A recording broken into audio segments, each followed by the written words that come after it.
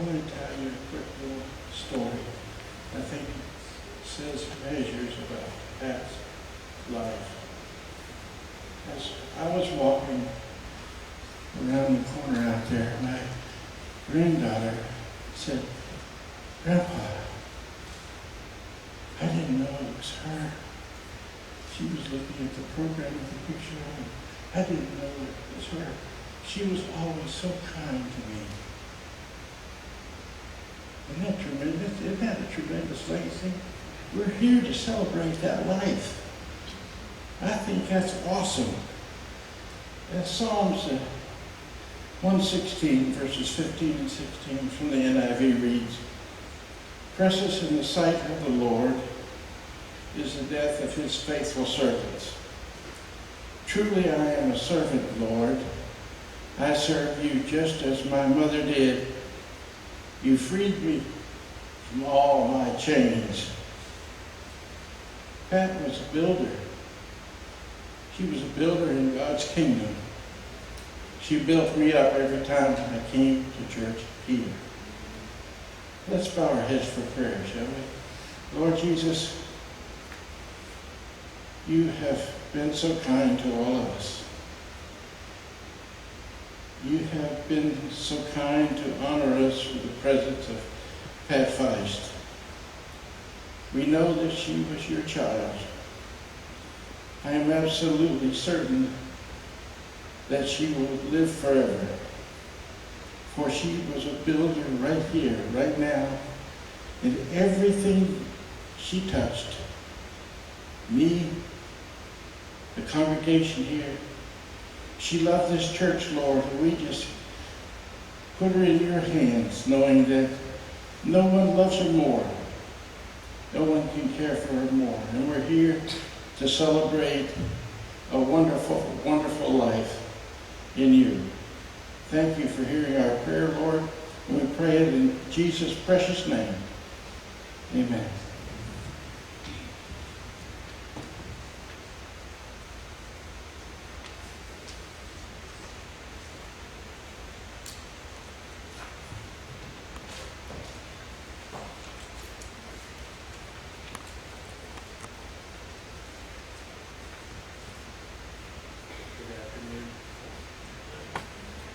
Am I on? There we go.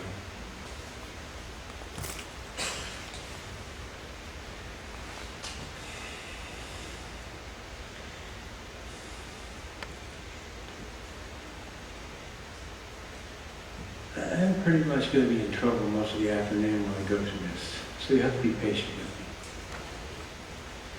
me. It may not have been the best idea, but I was determined to share my love for Mom Feist.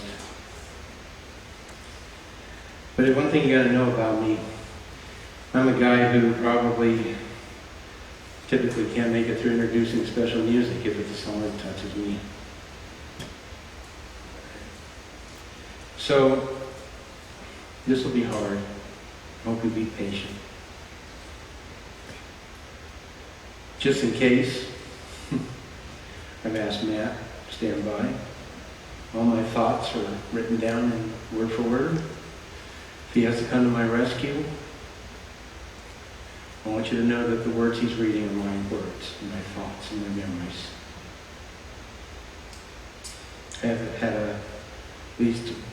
I've had more than one of my wonderful family said they're prepared to rush up here and support me. I'm going to ask you not to do that, because if you do, you're completely onto me.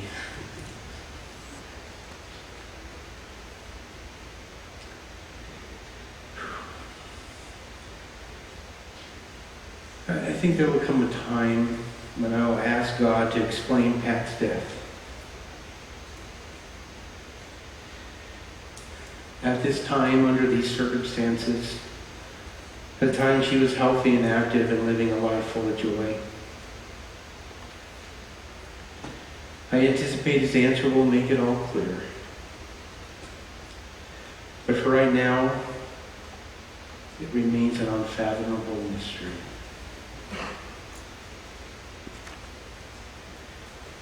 I want to also say on behalf of our family that despite the awful event that has ultimately brought us here this afternoon.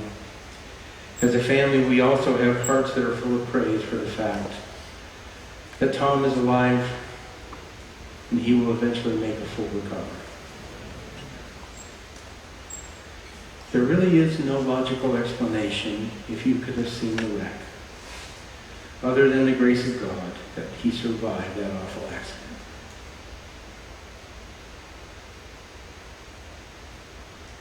Following my remarks,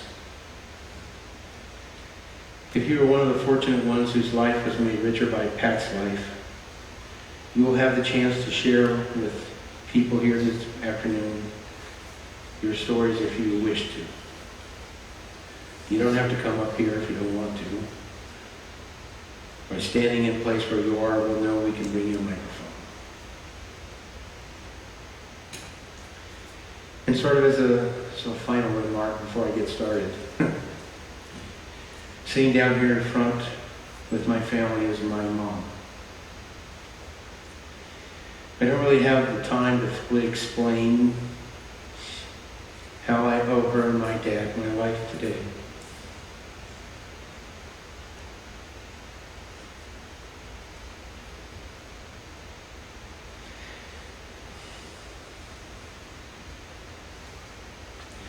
And I love her with all my heart. Pat came to live with us, Marilee and I and the boys, 24 years ago. And over the years, she has also become mom to me in every way. Well, maybe without the hours of labor, the dirty diapers, snotty noses, asthma tents, the whoopings when I needed them. You get the idea. My mom still has the edge there. But it does not diminish my love for the mom who came into my life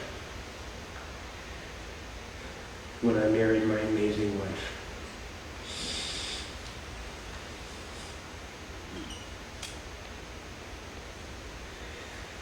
So without apologies, Mom, hopefully with your support and understanding,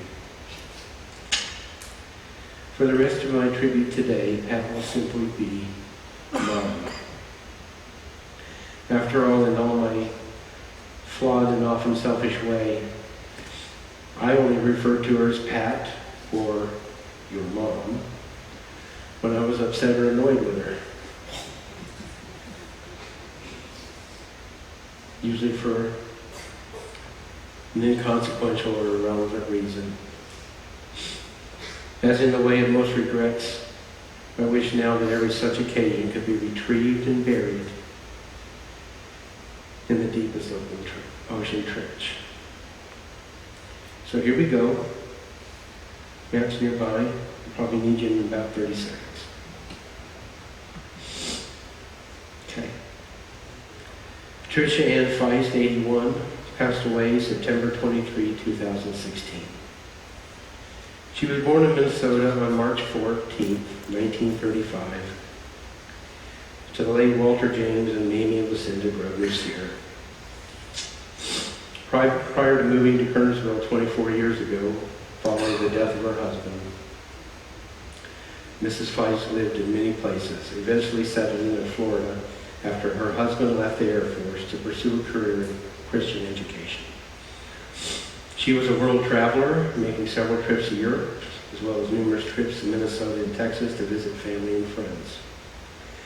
She loved her family and followed football, particularly keeping up with Cam Newton and the Carolina Panthers. She walked in her neighborhood almost every day, and many people would acknowledge her with a honk of their horn and a wave of their hand. She attended Triad Adventist Fellowship, where she was especially known for her great hugs. After spending many years in retail at several places, her last place of employment was Baskets and Beyond in downtown Kernersville, where she became very well known and admired for her friendliness. In addition to her parents, Mrs. Feist was preceded in death by her husband, David W. Feist, one sister, one brother. Surviving her 3 children, Marilee, Coston, and her husband, me. Terry Feist and his wife Rebecca, and Thomas Feist and his wife Sandy. 5 grandchildren: Adam, Coston, Anthony Feist, Melissa Feist, Barksdale, and her husband Chad, Jared Coston, and David Feist. 5 great-grandchildren. One of those is on the way. Numerous nieces and nephews. 239 words. I had my computer count. 239 words of information, all of it true, but giving only the briefest glimpse of Mom's life, personality, her special gifts. 239 words is not an adequate description for most any person on this planet. I can assure you, totally inadequate for the purpose of telling you about Mom.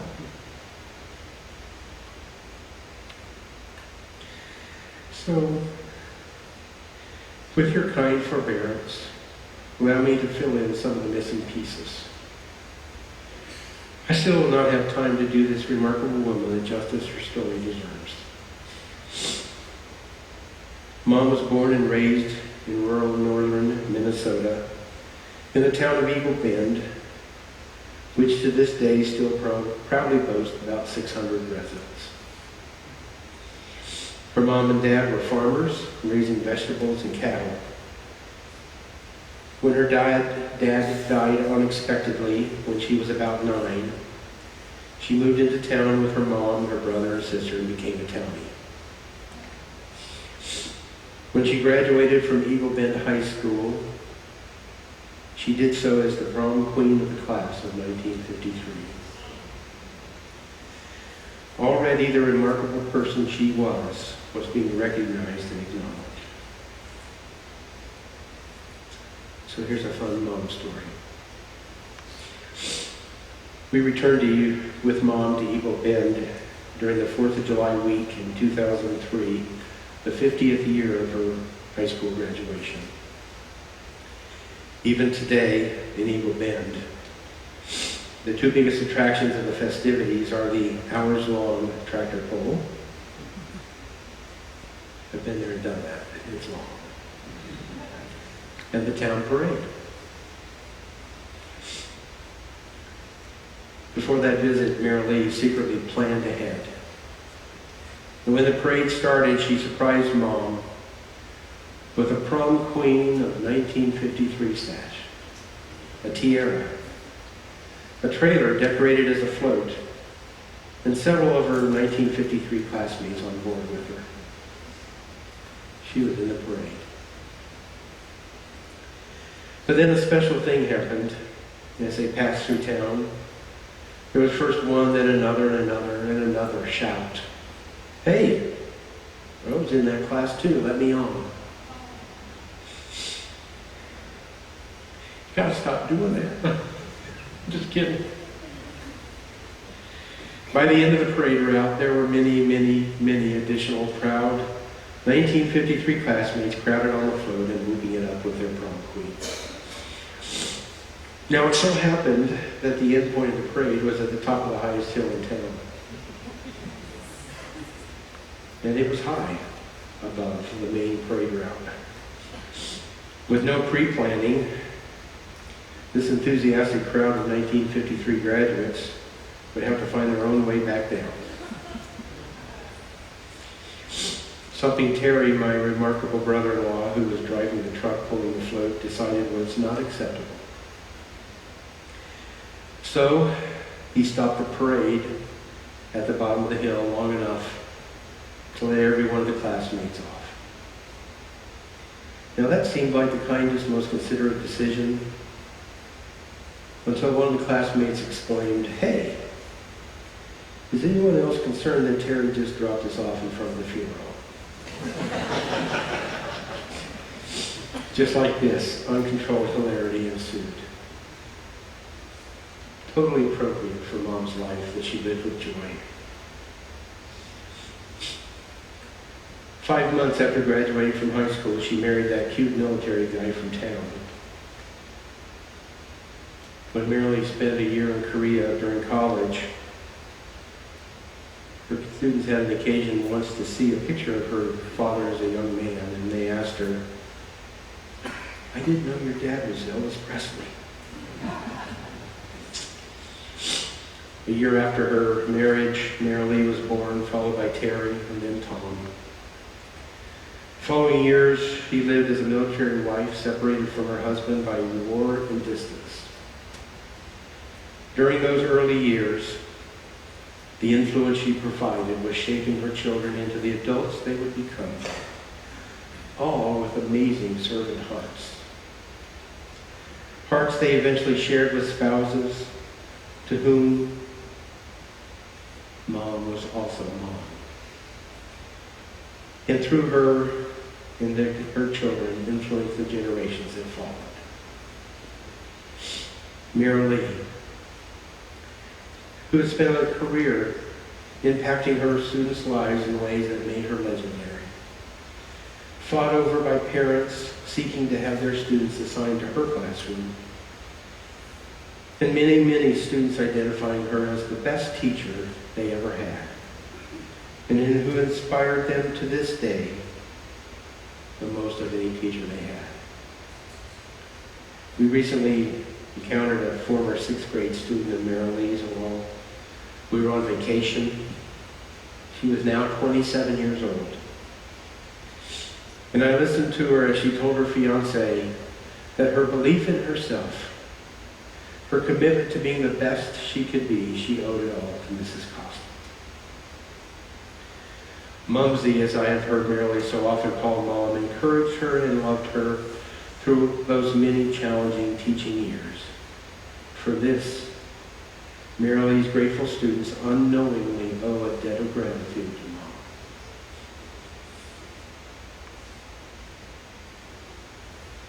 Terry, recently retired after a long career in law enforcement, a career characterized by willingness to place yourself in harm's way for others, usually strangers, if necessary. A bigger-hearted man you will never meet. He's never met a stranger. He's denied himself many times over the years in order to provide for the needs of others who have found themselves in more desperate circumstances. A modern-day Good Samaritan servant heart in every sense of the word. Tom, a nurse whose gentle spirit is a wonder to behold. Just 2 days ago, as he was hospitalized, bedridden in awful pain, grieving his mom, one of his home health patients, a severely handicapped, wheelchair-bound young man, surviving only with the aid of a ventilator, insisted on enduring the arduous, grueling journey, life-saving medical equipment in tow, from Greensboro to Tom's bedside.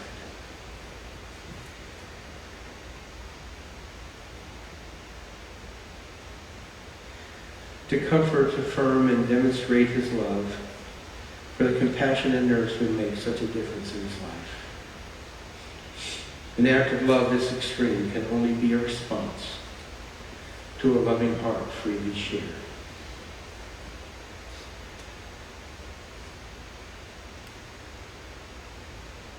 Becky, Terry's wife, whom I have never heard call Mom by any other name than Mom or Mumsy. She has loved Terry through almost 40 years of marriage, standing by him through sickness and in health, battling with him through cancer, raising 2 amazing children, Anthony and Melissa. Though hers and Terry's life was deeply rooted in the Texas soil by the time Dad died, she has nonetheless exhibited an unwavering commitment to nurturing Terry's and her connection to Mom over time and distance. Her big, extended, amazing, loving family has adopted Terry into their own, and her heart is breaking today as if she has lost her own mother.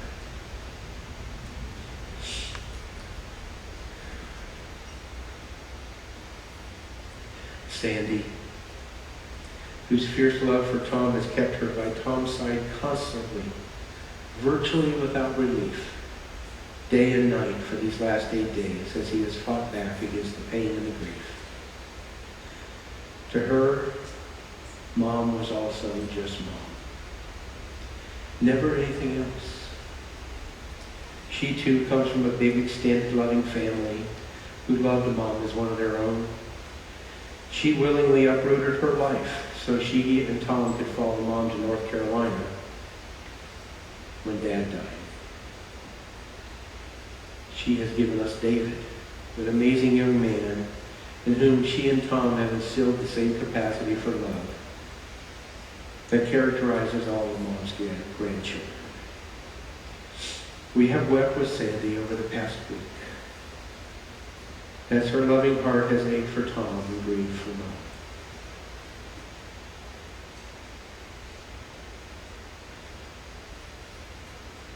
Okay.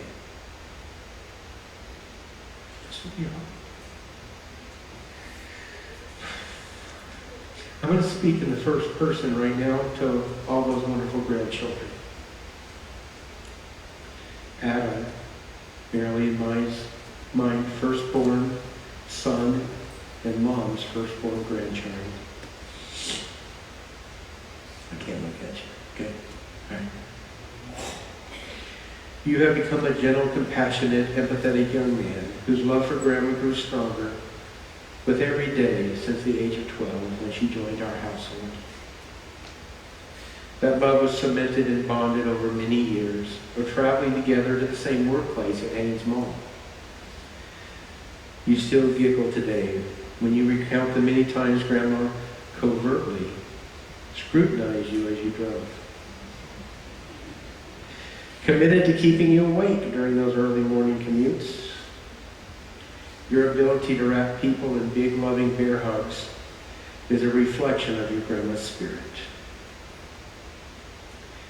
Your infectious laugh and sense of humor brought Grandma great joy over the years.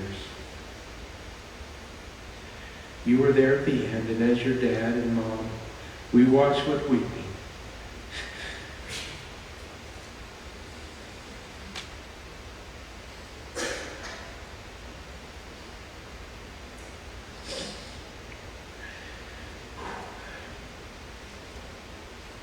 As your heart shattered in a million pieces. Your capacity to love has been in no small part shaped by Grandma's love for you. Anthony, Mom's second-born grandchild, your quiet, subtle, wry sense of humor has lightened my last 24 hours as you've been here. Your uncompromising love for family is a testament to the legacy of love that Mom instilled in your dad. In you, I see Mom in your astounding work ethic. She worked circles around coworkers many, many, many years her junior. And in that, Anthony, you are a true reflection of Grandma.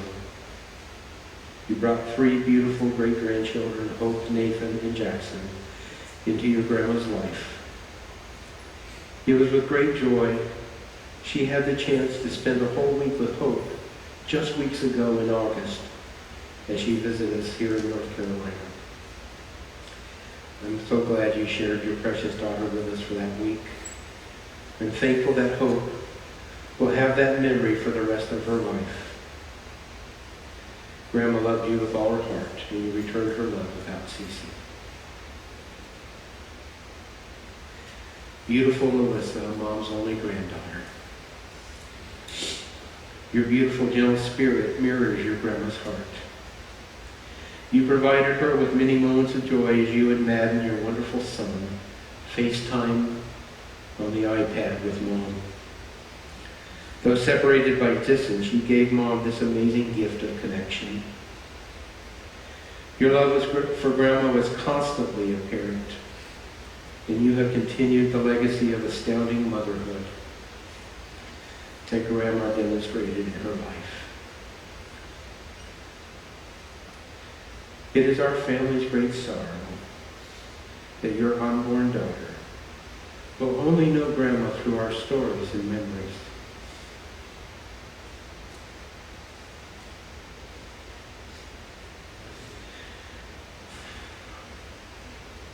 We promise to help you provide those connections when the time arises. You, Marilee, your mom, and Sandy are strong, capable women whose lives are fitting tributes to this amazing woman who blazed the trail before you. Jared is Marilee and mine's beloved youngest son. You were only 4 years old when Grandma arrived full-time in our home. For 24 of your 28 years, she was a significant presence in your life. She was there every school morning helping you and Adam get breakfast and making sure you got off to school appropriately dressed. When your mom and my jobs chased us out of the house so early. Your capacity to care for your patients through the worst experiences of their life with immense skill and deep compassion is in part a testament to the love you experienced from Grandma these many years. As I observed the compassionate care provided to Grandma by your colleagues in spirit over the final hours of her life in the ICU, I gained a new appreciation for the amazing man you have become, and the way in which the world you serve is made richer by your own compassionate heart.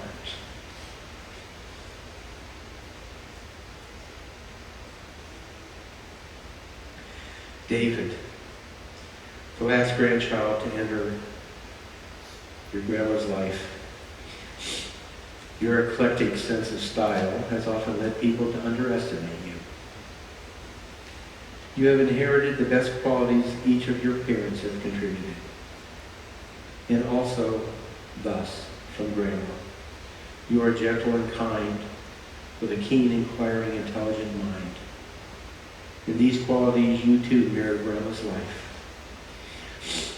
You have spent many hours over the past few years, both in leisure and work at our home. Those times spent with you added to Grandma's joy. Ever concerned when watching you work those long hours in the hot sun, she was quick to provide food and water, and to shoo you indoors when a rest was needed. You were safe in her care. All those treasured family game nights, enjoying Grandma's animated participation, she was competitive. You inherited her commitment to playing, living, and loving with deep passion. You, like her, are good friends to those who enter your life, and they are richer for her example that you have chosen to make a part of the way you live your life. Thank you for loving her so deeply all these years.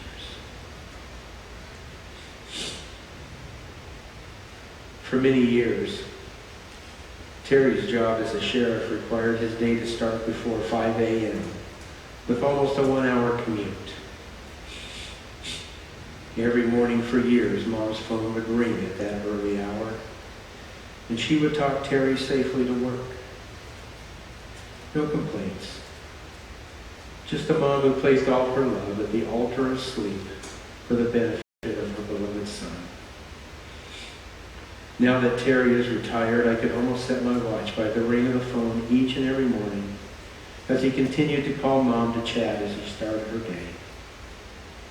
Not quite so early anymore, but with a heart whose yearning was always to the mom who loved you. And the ritual expanded. Tom, now, working often through the night, caring for his patients, calling Mom and being talked home to safety and sleep. Her last day was spent in joyful fun with her beloved son, Tom. We are all so thankful he provided her this last day of joy.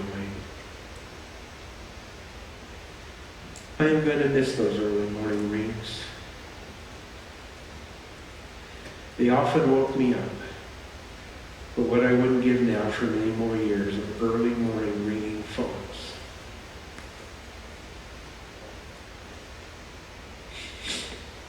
And merrily, starting each day in quiet conversation with Mom in her apartment, in our home, sipping coffee and sharing their love for each other.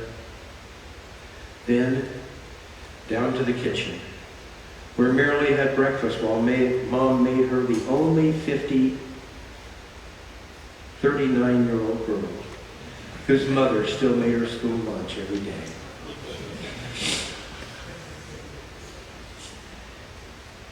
In the final moments of her life, Mom had a strong heartbeat and a good blood pressure, but was suffering from severe, irreversible brain injury. After we visited Tom in his hospital room and knew that he'd be okay, we returned to the ICU. Marilee leaned over and whispered in her ear, "Mama, I want you to know that Tom is going to be okay. We're taking good care of him, and he is going to be okay." Within moments, literally seconds, that magnificent caring heart stopped.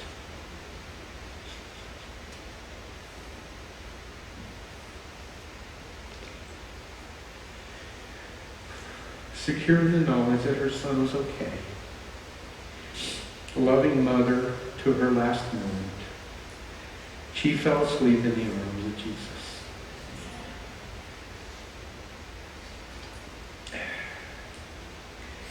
That is the legacy of a remarkable mother, one in her own life demonstrated a compassionate servant heart, committed to the lifting up and affirming of anyone and everyone God placed in her path. If you ever had the privilege of being the recipient of one of her hugs, you know you have been blessed indeed. There are many people today in this church right now